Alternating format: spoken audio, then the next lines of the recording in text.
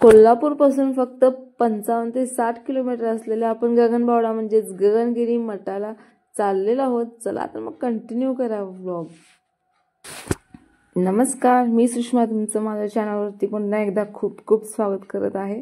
तर खूप दिवसातून व्लॉग येतोय, म्हणजे व्हिडिओ मी टाकलेला नाही. तर आज मी तुमच्यासाठी ट्रॅव्हल व्लॉग घेऊन आले, जे तुम्हाला बघताना खूप छान वाटेल. इतकं छान नेचर आम्ही ज्या ठिकाणी फिरायला गेलेलो तिथं आहे.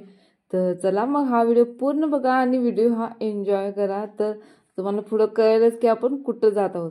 तर सकाळचे 7:45 वाजलेले आहेत. आम्ही आवरून आता बाहेर पडलेलो आहोत आपल्या त्या ठिकाणाला जाण्यासाठी.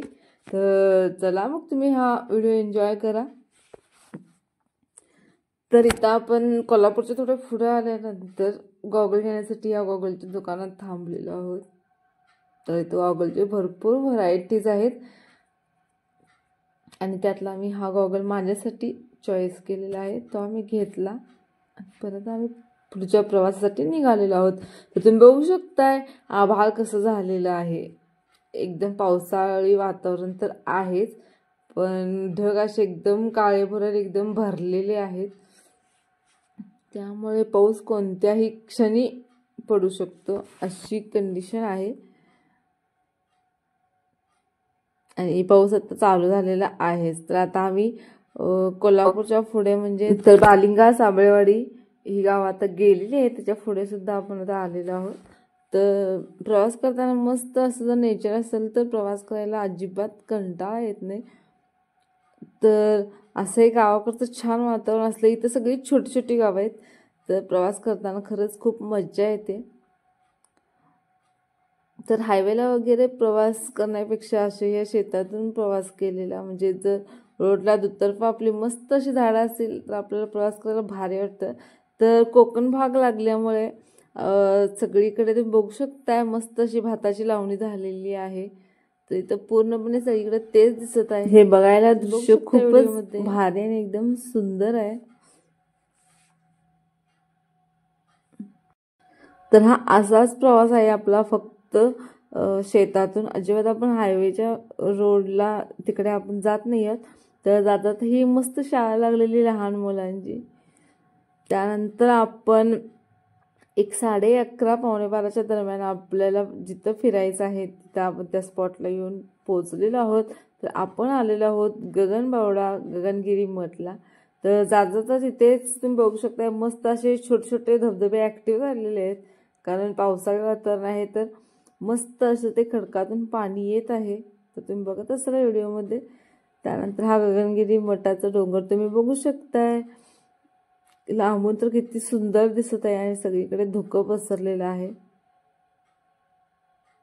आणि असे छोटे छोटे धबधबे इथं भरपूर तयार झालेले आहेत. तर इथे येईपर्यंत तर अजिबात पाऊस नव्हता, फक्त थोडाच पाऊस लागलेला. आता इथून पुढे बघूया की काय काय होतं. आणि मस्त असं आपण आता गगनगिरी मठ बघून घेऊया. तर गगनगिरी मठावर चालत जाण्याच्या आधीच मी हा व्हिडिओ केलेला आहे. इथूनच तुम्ही बघू शकताय मस्त असं वातावरण झालेलं आहे आणि थोडंसं ऊन सुद्धा पडलेलं आहे. तुम्ही व्हिडिओमध्ये बघू शकताय. तर गगनगिरी मठाच्या आपण थोड्या पायऱ्या वर चढून गेले की हे दृश्य तुम्हाला एकदम एकदम अट्रॅक्ट करतं. इतकं भारी ते दृश्य आहे. ते घाट आणि त्या तो रोड जो तयार झालेला आहे घाटाचा, तो तुम्ही बघू शकताय. त्यानंतर इथं भरपूर अशी ही माकडं आहेत जी खाण्यासाठी वाट बघत बसलेली असतात की आपण त्यांना कधी खाऊ देऊ आणि ती खातील, अशी त्यांची कंडिशन असते. त्यानंतर तुम्ही बघू शकता हे मस्त असं सुंदर दृश्य, एकदम हिरवागार निसर्ग. आणि त्यानंतरच तुम्ही बघू शकता हे ढग आलेले आहेत इथं. तर हे दृश्य तर सगळ्यात भारी होतं, एकदम बघण्यासारखं. तर या दृश्यासाठी आता मी काय बोलणार, हे दृश्य जे आहे ते तुम्ही फक्त फील करू शकता. इतकं सुंदरच हे दृश्य तिथं तयार झालेलं आहे.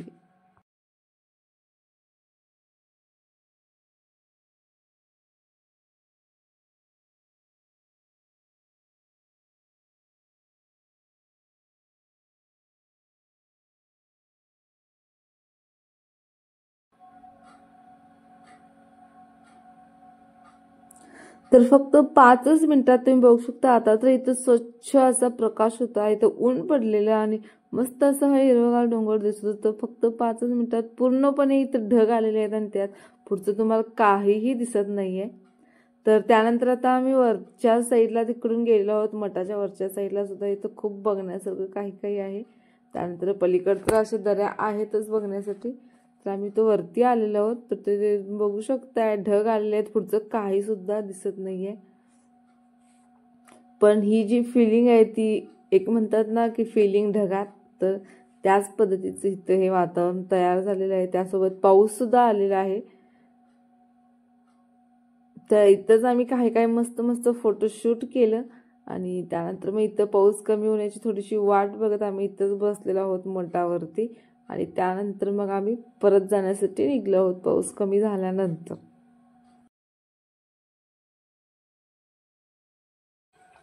तर इथं आम्ही काही फोटो सुद्धा काढलेले आहेत, ते तुम्हाला ह्या व्हिडिओच्या एंडिंगमध्ये बघायला मिळतील. खूप छान छान फोटो आहेत, ते तुम्हाला नक्की आवडतील. ते जे अचानक ढग खाली आलेले ते मला वाटते एक तासभर तरी असंच होते, कारण आम्ही तिथं बसलेलो सुद्धा एक अर्धा पाऊण तास तरी. तर आता आम्ही जायच्या वाटेला निघालेलो आहोत. तिथं सुद्धा हे ढग सेम त्याच पद्धतीने आलेले आहेत. तुम्ही बघू शकता व्हिडिओमध्ये समोरचं आपल्याला काहीही दिसत नाहीये.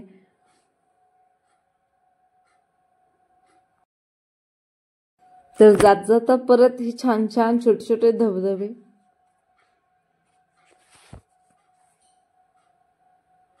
तर मस्तच हा धबधब्यांचा आवाज, एकदम छोटे असले तरी यांचा आवाज खूप भारी येतो.